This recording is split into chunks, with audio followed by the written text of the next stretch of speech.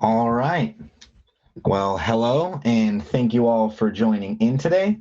Today, I'm here virtually with Alan Adams and David Ruff, and we're going to be talking about the COVID impacts both on and off Amazon. Just a reminder, we have a prepared presentation for the first 30 minutes. At the end, there will be a Q&A period. If you have any questions that you would like answered or addressed, please type them into the chat box, and we'll answer them during that time. All right, I will kick it over to Alan Adams. Alan? Well, thank you very much for joining us. We have seen a lot of changes in the last few weeks, both on the broader economy and on Amazon as well. So we have a lot of updates today.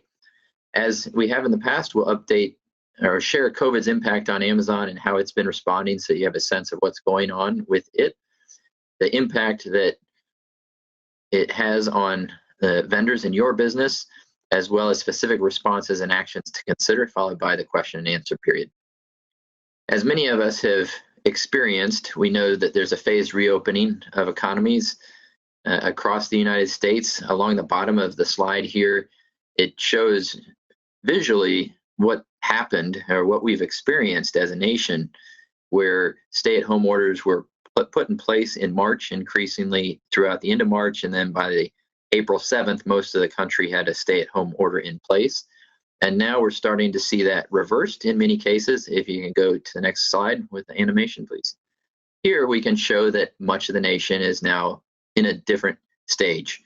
Most of the nation is reopening at some level. There are a couple of states, New Jersey, Connecticut, Illinois, Michigan, for example, that have most of their organizations still shut down. However, much of the nation is trying to figure out how to restart.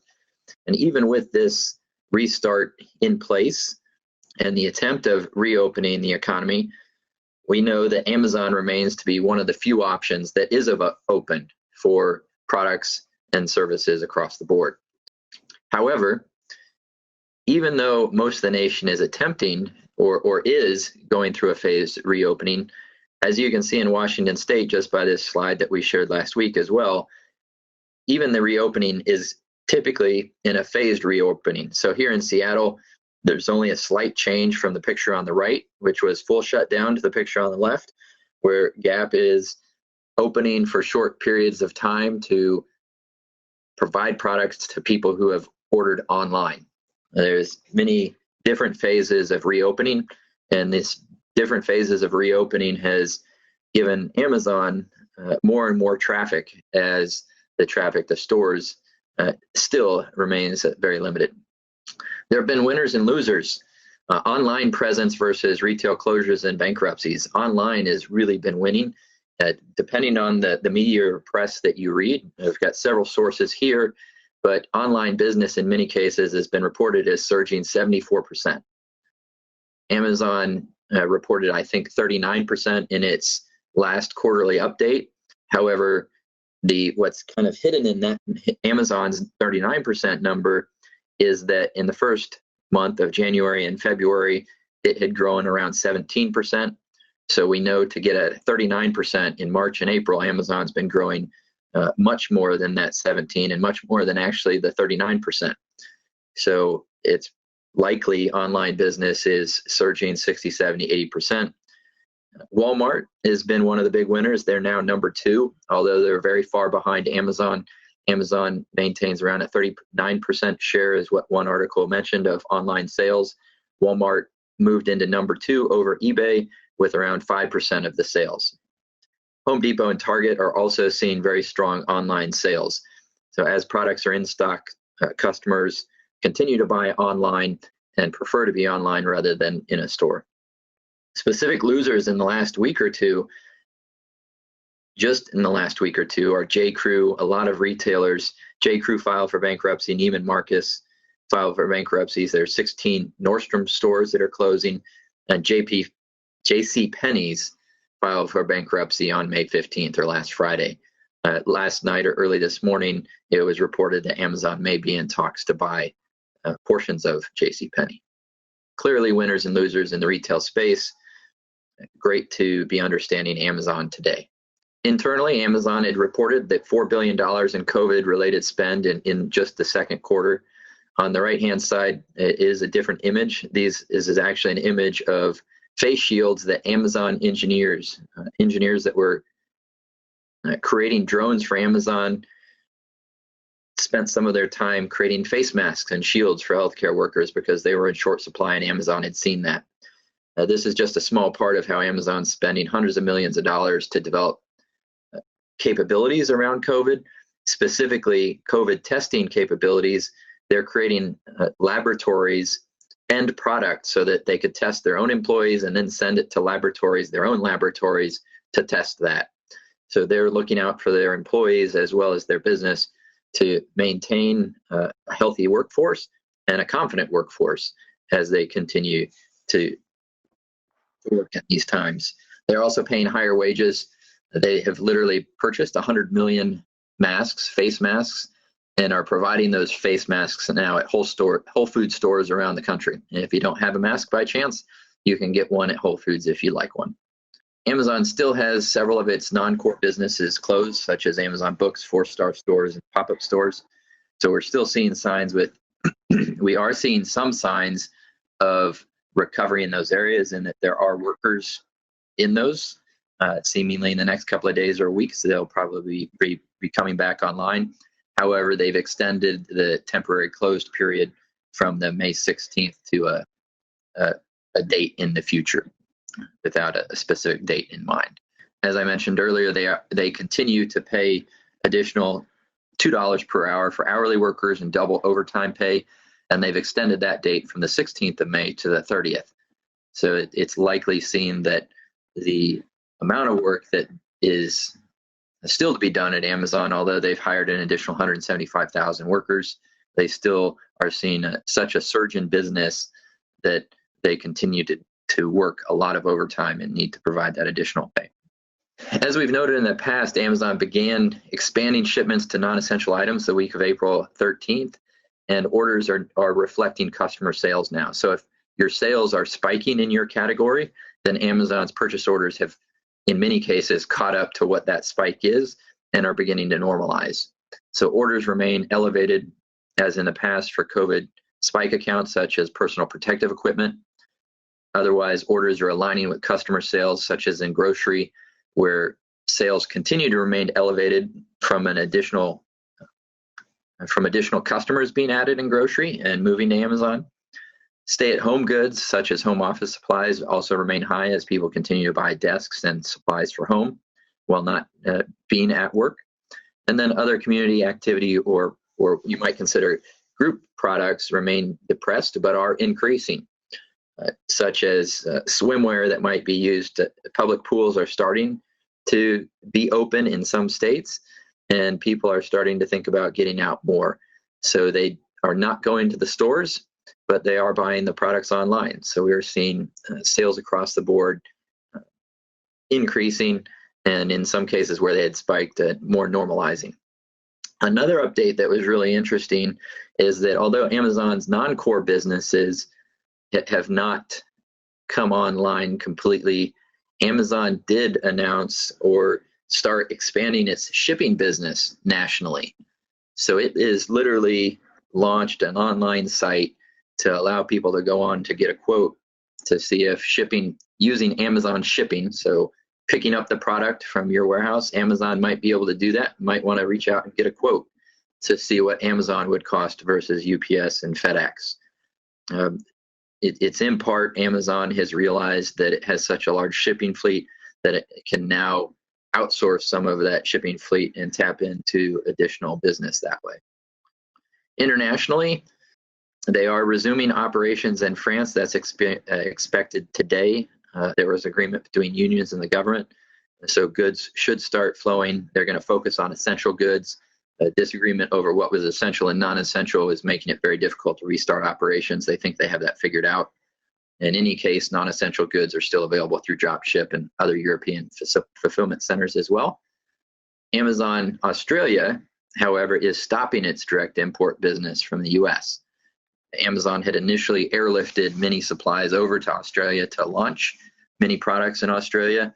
However, it stopped that, diverted its team, and found that that's been too expensive for it right now, and it's reduced the resources there that are available. So if you're looking to get into Amazon 1P, you may have to go through a distribution channel or ship the product into Amazon. And Amazon Global has also been reactivated. That's a separate division within Amazon, which will source products within the US and sell them in other marketplaces where it sees that a price is high. That has just been reactivated. It is not a significant piece of business at this point. Delivery messages have been dropped in terms of the delayed delivery. What's highlighted in red here was something that in the height of difficulty for Amazon, when it was facing such surges in demand that it couldn't handle, it specifically created that highlighted in red delivery message, and that has been dropped from all the pages that we've seen, and Amazon is working back towards the one-day shipping that it had. It doesn't expect to have that until the end of Q2 or possibly into Q3.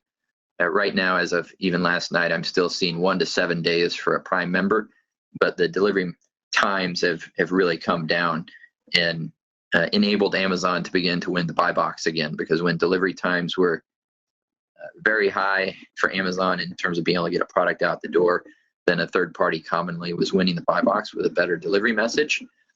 Now that we're seeing that Amazon's winning the buy box again, and sales going through Amazon much more. In terms of Vendor Central, we're seeing some changes here as well. So now most of the deals are available again. So you can now schedule coupons, best deals, and lightning deals. Depending on what vendor you are, what category you are, you can either schedule them to go live the next day, or you can schedule them to go live 30 days in the future. If Amazon is pushing them 30 days in the future, a suggestion that we would have is you can put a ticket in and ask them to push up that date to an earlier date. A lot of times Amazon RBS will do that for you if you're being pushed with your coupons, just so you can compete on the same level as everybody else. Deal of the days, there's no way to submit them still in Vendor Central, but vendor managers are accepting them. So if you have a VM that you're in talks with and you wanted to do a deal of the day, you can get in contact with them, and they'll go and run it through the Gold Box team. They are not live yet on the site, but they are accepting submissions of them. And same thing for Prime Day deals as well. So we have in there that we've heard from internal source, Prime Day is now going to be moved to September. That is the internal word anyway. There's no final date just yet, but you are able to submit those. You can either go through the recommended deals within Vendor Central, or when scheduling something like a lightning deal, it'll have the option there where you can consider that deal for Prime Day once more. In terms of operations, as Al mentioned with purchase orders, they are starting to drop to reflect customer sales. We're also seeing reactive POs. They're still occurring, but they're starting to get smaller. They're going back to a more normal level. Those reactive POs normally occur throughout the week, especially on Wednesdays and Thursdays, and they're designed for stock-up orders.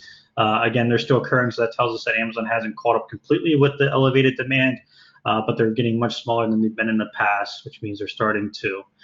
You also might have noticed on some of the auto orders that are coming out on Monday, they've been coming out a lot later than normal. I've been seeing them all the way to 9 o'clock Pacific Standard Time. Some of the clients that we work with, Amazon said that they're aware of that issue and it should be corrected by end of week.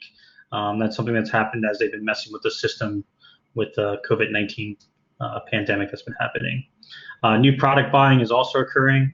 That is still being driven by demand, but Amazon's once again purchasing products that are brand new if you set them up. In terms of drop ship, same thing there. We're seeing that demand still remains high there. That is an indicator that Amazon has not caught up completely with consumer demand just yet. It's especially high within companies that we work with that are very seasonal. So companies that have gotten elevated demand due to COVID-19 and then have seasonality playing in a role as well. They're continuing to see high demand within dropship. This is more of an indication of the fact that buyers are now shifting their preferences to online, and Amazon forecasting still just hasn't caught up. So forecasting has started to adjust to the increased demand from COVID-19, hence the higher POs. But then on top of that, now you have seasonality playing another role. So again, forecasting hasn't caught up to that completely, and that's where we're seeing dropship being high. Good news there for those clients, of course, is they're going to see elevated POs in the near future until Amazon does catch up. Born to Run, no change there. Still only open to select vendors, and for most vendors and clients, That does need to be shut down, but they do have the extension that's still in place. Product suspensions are still ongoing without Amazon, so Amazon's still trying to combat fake masks. Knockoff products from China is a good example there. So we're still seeing the suspension emails continue, and we're still seeing suppressions. Clients that we work with are still getting those every week. They normally typically come out on Monday and then again on Wednesdays. Make sure you're checking that. I suggest put tickets in to try and get that to come back as soon as possible. Normally with the tickets, it seems the items are getting suppressed within a couple of days. Just an example here. Here was an N95 style Chinese mask. So Amazon's actually tried to cut those down from about 80 to 14 as they try to eliminate the fake products that are coming over from China. In terms of chargebacks, there has been a new North American vendor manual that's been published. That one just came out the end of April here. One thing, if you go over that North American vendor prep manual, you'll notice that they talk specifically about a change within pallet versus carton labeling.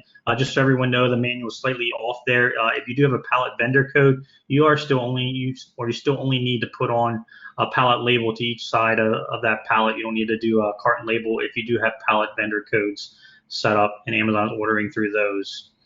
In terms of waivers, there's been no change there. Everything is set to expire at the end of May here, May 31st, and then chargebacks will go back beginning of June. One call out specifically that I've seen with the on-time non-compliance, the only thing that Amazon is waiving for that is the not on time and the down confirm.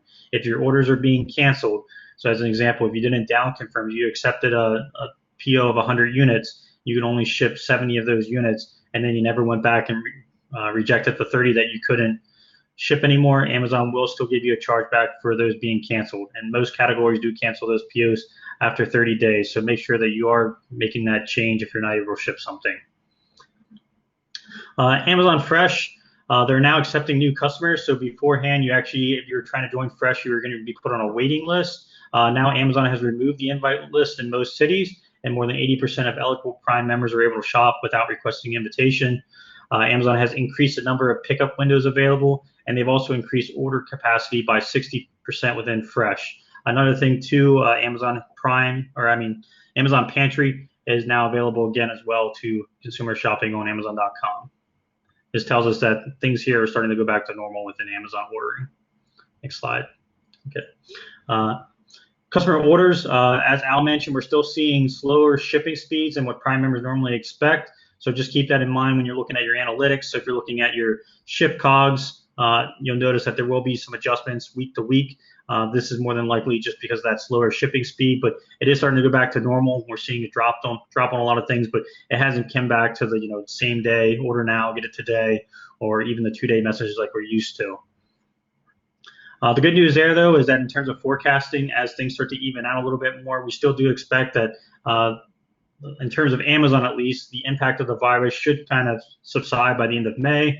And then if you start to do forecasting right now, it's probably going to be a good indication of what your demand is going to be looking like going forward, just because everything has started to stabilize within Amazon. One good call out here, too, is Amazon removed the limit on new shipments of non-essential goods by quantity to FBA. So previously, they were limiting on what FBA could ship into Amazon warehouses. They've now removed that. So again, another indication that things have started to return to normal in terms of operations within Amazon. In terms of promotions, the Gold Box page is live once more. If you haven't noticed that, it's back there. If you go to the top, you'll see there it says today's deals. You'll be able to see all the deals that are available. So now lightning deals, coupons, best deals, they're all available once again to consumers, and they're also advertised throughout the site. Deal of days, there's nothing there in the Gold Box yet. As we mentioned, though, VMs are accepting those. And then in terms of promotions in general, there are some vendors or categories that do have that limit. So again, if you're limited by that, when you go to set it up, Amazon will give you a warning and tell you that you can't exactly do that just yet. What you should be doing there is you should just go and put a ticket in and then try and get that date moved up. Major events, so Prime Day, as we mentioned, that's supposed to be delayed right now until September. That's what we're hearing internally. And then Prime Day deals can still be scheduled for the lightning deals and BX Get Wise. When you go and set that up, there'll be that box so that you can check in order for it to be considered. And then category events are expected to resume once more in June. One other call out too is, if you didn't notice before, one of the widgets, the frequently bought together widget, that was taken down for a period of time during COVID-19. That is now up again too. So you'll more than likely see frequently bought together products purchased once more, and that should raise sales on your products individually as well. Yeah, so moving on to questions and answers, it looks like we do have a couple that are dropped in the chat. The first one is from Dana, addressing to David. So when you state POs are dropping, do you mean increasing, but they are being dropped in our queue? I'm not exactly sure what you meant when I said dropping. If I was talking about when they come in on Monday morning, what I was talking about, is the queue. A lot of clients that I work with in Amazon mentioned across the board, they were coming in later than normal. So instead of you getting them, for example, they would normally hit around 1 or 2 o'clock on Monday in the morning. They were dropping much later, such as like 6 a.m., 7 a.m. That was causing some issues with clients that we work with, at least, because they're coming in, their team's ready to process orders to try and get them out the door as quick as possible, and the fact that they weren't even there yet meant they couldn't action any POs until they did come in. Amazon's aware of that issue anyway, and they're fixing it. And then it should be adjusted by next week, so it should be going back to the normal time when you're getting it late Sunday night, early Monday morning. That way it'll be there to action when you do come in the morning if you try and get a jump start on your POs. Okay. Excellent. Thank you, Dave. And again, feel free to unmute your microphone if you have a question to ask. We did have a couple that were sent to me. I think this is for Alan and Dave. So while we're seeing this increase in traffic on Amazon, should we be investing on advertising? Yeah, so I'll take that question. My answer to you is going to be it highly depends. And to start with, it really depends on whether or not you have budget for it. If you have the budget, then yes, you should still be investing, even if you're getting a lot of traffic right now towards Amazon. Reason is, of course, that if you're not investing, there's going to be other people that are going to come in and try and take advantage of those number one, those number two advertising spots and try and steal some of the traffic there. It's especially important, of course, to try and invest, even if you have very little budget, to try and put some type of money towards that. You can use one of our strategies that we have, such as a low cost per click strategy, in order to try and get products that are not on page one moved up there to page one. So if you're on page 2 or page 3, even with the high traffic, you're still losing a ton of traffic, about 90-95% by the time they get to your products. So if you've got the money to advertise, you're going to just gain all that additional traffic that is now there searching through the website in order to get some sales. And our account managers are always backing up those campaigns and that advertising dollars with making sure that you're in stock, so that Amazon has been ordering and is ordering those products and it's available, as well as knowing if the cost is good or the return on investment, in this case, average cost of sale is good. We have seen that the cost of sale in several cases has dropped. So your advertising dollars right now are even more effective than they have been in the past in some cases.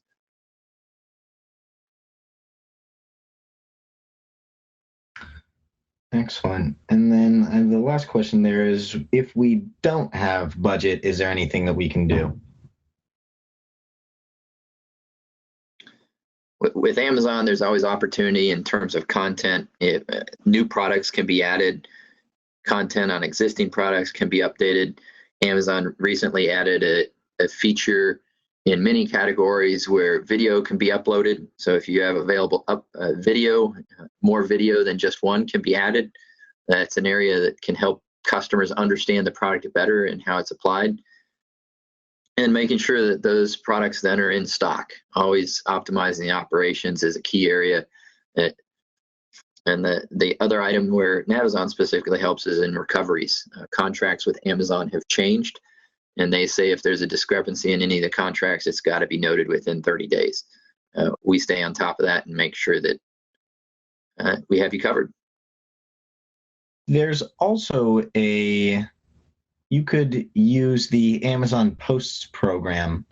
We've had a couple clients use that, and it is essentially free product display advertising. So we had a client that has used that, and this year they've gotten over 100,000 free impressions just through that program. So if that's not something you're doing, that is an additional area where with no spend, you can still get eyeballs on your products and increase traffic to your detail pages.